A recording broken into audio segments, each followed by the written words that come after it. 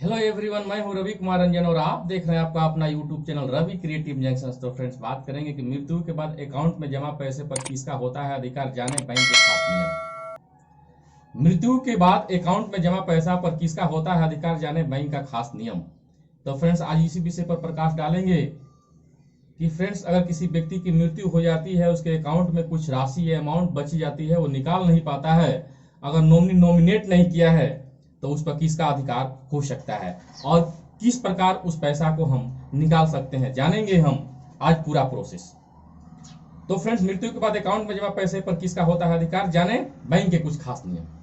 तो bank special rules of account of the deceased person. तो आज के आधुनिक दौर में पैसे का भुगतान और लेन देन बैंक अकाउंट में किया जाता है, जिसमें ग्राहकों को पास नेट बैंकिंग का विकल्प भी मौजूद होता है। इसके अलावा बैंक ग्राहक अपनी कमाई का कुछ हिस्सा बचत के तौर पर जमा भी करता है।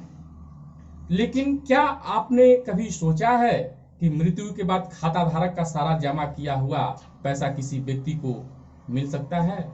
दरअसल बैंक ने खाता धारक की मृत्यु हो जाने पर उसके द्वारा जमा किए हुए या जमा किया हुआ पैसे को ट्रांसफर करने को लेकर 3 खास नियम बनाए हैं, जिन्हें जानना आपके लिए बेहद ही जरूरी है।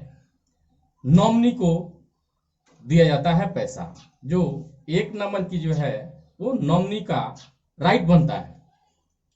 तो भारत में स्थिति लगभग सभी बैंकों में मृत व्यक्ति के संबंधित विभिन्न नियम तय किए जाते हैं, ताकि उनकी जमा पूंजी कोई दूसरा व्यक्ति धोखाधड़ी करके न हड़प ले। ऐसे में जब कोई व्यक्ति बैंक में खाता खुलवाता है तो उसके फॉर्म पर नॉमिनी का नाम भरना अनिवार्य होता है।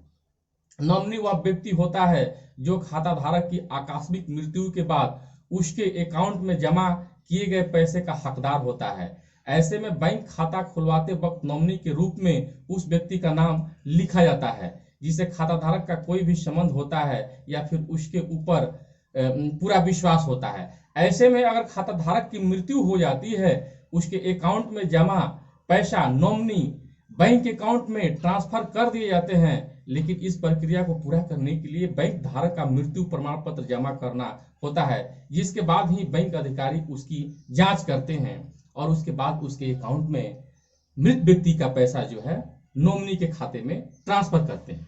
तो इसके साथ ही नॉमिनी को अपने साथ 2 गवाह लाने को कहता है। इसके बाद गवाही देते हैं कि वह मृत खाताधारक असल नॉमिनी यही है। इस तरह की पूरी जांच पड़ताल के बाद बैंक नॉमिनी के खाते में पैसा ट्रांसफर कर देता है। जब मृत व्यक्ति का अकाउंट बंद कर दिया जाता है तो ज्वाइंट अकाउंट वाले को मिलती है राशि।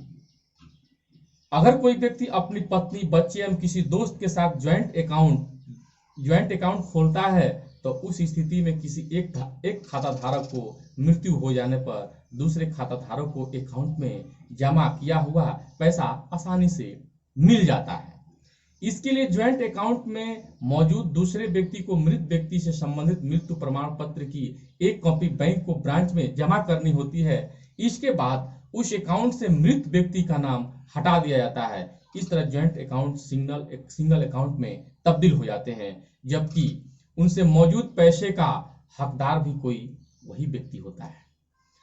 आपको बता दें कि ज्वाइंट अकाउंट उस खाते को कहते हैं जिसे 2 व्यक्ति एक साथ मिलकर एक अकाउंट खुलवाते हैं। उस अकाउंट पर दोनों ही खाता धारकों का अधिकार होता है, जबकि किसी एक की गैर मौजूदगी में दूसरे व्यक्ति अकाउंट में पैसा डालने या निकालने जैसे प्रक्रियाओं को पूरा कर सकता है। अगर न हो किसी की नॉमिनी का नाम, अगर किसी अकाउंट होल्डर का नॉमिनी का नाम न हो तो उस स्थिति में कैसे पैसा निकाल सकते हैं?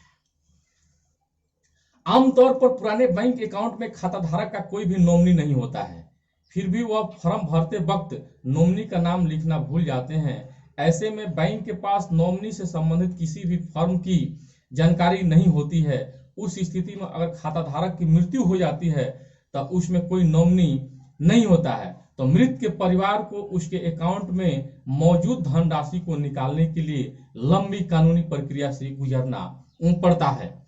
इसके लिए मृतक के परिवार को उनके द्वारा बनाई गई वसीयत एवं उत्तराधिकारी प्रमाण पत्र बैंक को दिखाना पड़ता है, जिससे यह साबित होता है कि उस व्यक्ति का मृतक के साथ किस प्रकार का संबंध था। इसके बाद जब बैंक सारी जांच प्रक्रिया पूरी कर लेता है तो मृतक खाताधारक के पैसे उसके उत्तराधिकारी को दे दिए जाते हैं। आपको बता दें कि उत्तराधिकारी प्रमाण पत्र सक्सेशन सर्टिफिकेट एक खास दस्तावेज होता है जिसकी मदद से मृत व्यक्ति के वारिस को पहचान की जाती है। ऐसे में अगर मृतक खातेदार को कोई भी वसीयत न हो तो बैंक में उत्तराधिकारी की काफी जमा राशि अनिवार्य होती है। तो फ्रेंड्स, मृत्यु के बाद अकाउंट में जमा राशि पर किसका अधिकार होता है, यह जानकारी आपको कैसी लगी? अगर आप मेरे नए व्यूअर हैं और अभी तक आपने मेरे चैनल को सब्सक्राइब नहीं किया है तो मेरे चैनल को सब्सक्राइब कीजिए और बेल आइकन दबाना ना भूलें ताकि जो भी मैं वीडियो अपलोड करूं सबसे पहले नोटिफिकेशन आपको प्राप्त हो। Thanks for watching my video. जय हिंद, जय भारत।